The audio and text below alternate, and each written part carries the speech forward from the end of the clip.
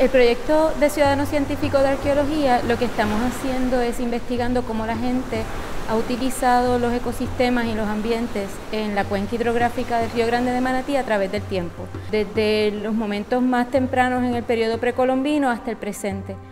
Eso quiere decir que estamos yendo a diferentes localizaciones a lo largo de la cuenca, desde Ciales hasta la playa en Manatí y en Barceloneta, para inspeccionar evidencia material de cómo la gente ha utilizado los espacios en el pasado, que no necesariamente nos queden en los libros de historia ni en los registros de archivo. Como parte del diseño de la propuesta, nosotros seleccionamos una serie de localizaciones luego de hacer una evaluación estadística de cuán representativo iba a ser la muestra que íbamos a tomar. Basado en eso, dividimos la cuenca en 3 grandes transectos y como queríamos no solamente estudiar cómo la gente utilizó la cuenca, sino también cómo la gente utiliza el río, decidimos que los puntos de observación que tomáramos iban a quedar uno al lado del río, uno a 1 kilómetro del río y otro a 2 kilómetros del río, a ambos lados del canal principal del Río Grande de Manatí. Estos 2 huecos no son naturales, son hechos por actividad humana. Después de haber visto si miramos aquella roca, a través de toda el área hay más huecos como estos. Aquí, justo ahí detrás de nosotros, pueden ver otro montón más de diferentes tamaños. Vamos a estar documentando, vamos a hacer un mapa de dónde están todos estos, porque es bien probable que encontremos patrones de caza. Hay un montón que se nos tienen que haber desaparecido, pero por lo menos queremos registrar estos antes de que el mar se los vaya a llevar de nuevo. Actualmente, el proyecto que estamos llevando a cabo aquí en la Hacienda La Esperanza, en el área de arqueología, es viendo el impacto del ser humano en el medio ambiente. Y esto, pues obviamente, desde que el hombre está sobre la faz de la tierra, empieza a impactar el ambiente. En lo que se está estudiando en la Hacienda son 3 áreas básicas.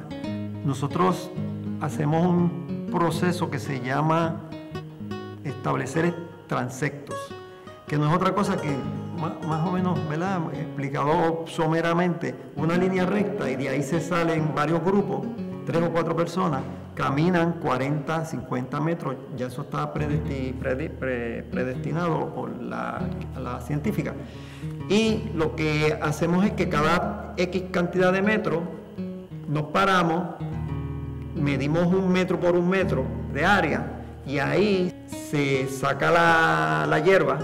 No es hacer un joto ahí de 1 metro para abajo, es meramente bajo impacto de arqueología, ¿ves? Cuando me proponen desde el fideicomiso realizar un proyecto de arqueología ambiental utilizando voluntarios, una de mis preocupaciones principales como arqueóloga era que muchas veces la arqueología se piensa que el realizar arqueología requiere excavación y eso es problemático porque si yo entreno a la gente a hacer excavación, piensan que la arqueología es excavación y eso entonces podría invitar al saqueo. Por lo tanto, eso me llevó a que yo quería participar de este proyecto y me llevó a repensar cómo yo podía hacer un proyecto, traer gente, educar sobre arqueología y por eso es que un componente bien importante de esta propuesta es la ética, lo que es la ética de la arqueología, cuál es nuestra responsabilidad hacia el patrimonio arqueológico. Cuando nosotros vamos a campo, nosotros hacemos inspección de superficie. Hablamos de cómo nuestra historia queda depositada y lo relacionamos a sus experiencias personales, cómo nosotros hoy en día consumimos, cómo producimos basura, cómo talamos los bosques y comenzamos a darle para atrás al tiempo como si fuera una máquina del tiempo. Desde mi punto de vista y la experiencia que he tenido como ciudadano científico en La Esperanza, cuando la época indígena, el impacto fue básicamente a nivel de la costa y de la desembocadura del Río Grande de Manatí. Inclusive allí hay un área que no hay árboles y ahí habían, y todavía están bajo la tierra ahí, guardaditos, pues en su momento se va a hacer excavaciones ahí, más de 8 batalles indígenas.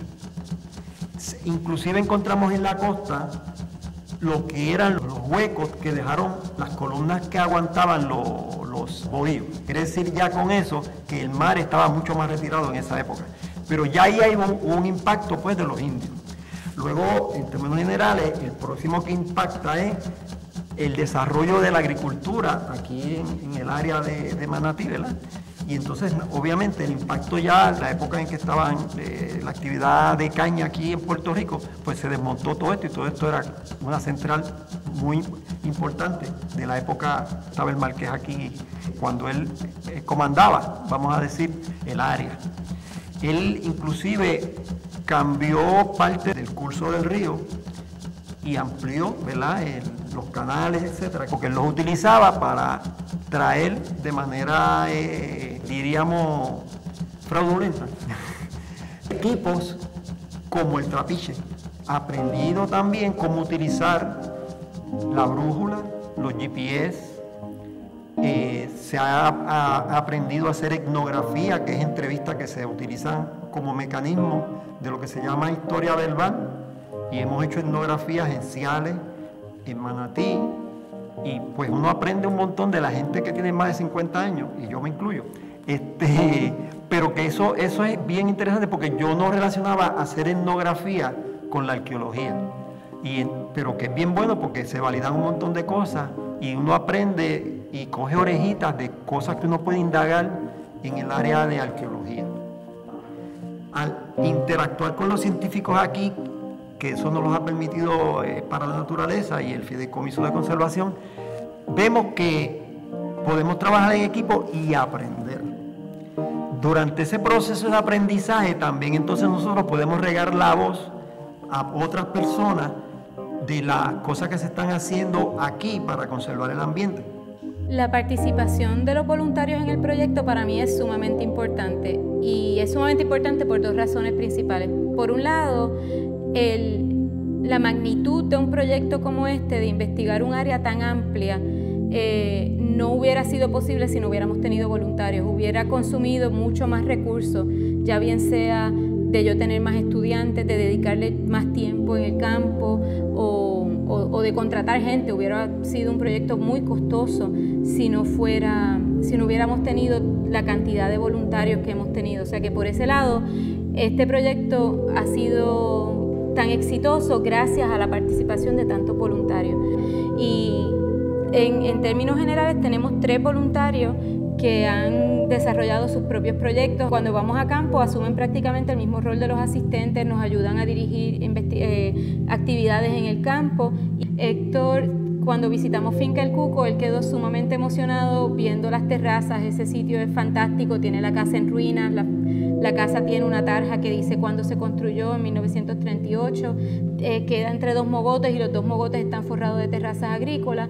Él ahora está interesado en recuperar la historia oral de esa finca, y entonces va además de las inspecciones que ya hicimos, va a documentar de forma más concreta las características de esas terrazas agrícolas, y además va a hacer etnografía para ver cuánta información oral podemos recuperar del uso de esa finca y ver qué cosas se sembraban y cuál fue el impacto ambiental de la actividad agrícola por subsistencia para obtener alimentos. Por otra parte, como arqueóloga, como profesional, es parte de mi código de ética que la información arqueológica no me pertenece a mí, sino que le pertenece al pueblo. Yo simplemente pues tengo un entrenamiento mayor para poder identificar, sacarle información a lo que estamos viendo en campo. Por lo tanto, la información histórica que estamos recuperando le pertenece a la gente, y cuando nosotros vamos y ellos ven las cosas en campo, estimula el interés de los voluntarios a proteger los recursos, a proteger los espacios y también a reconocer su historia, tanto como nosotros como individuos impactamos el ambiente y además cómo la gente en el pasado impactó lo que nosotros tenemos hoy en día.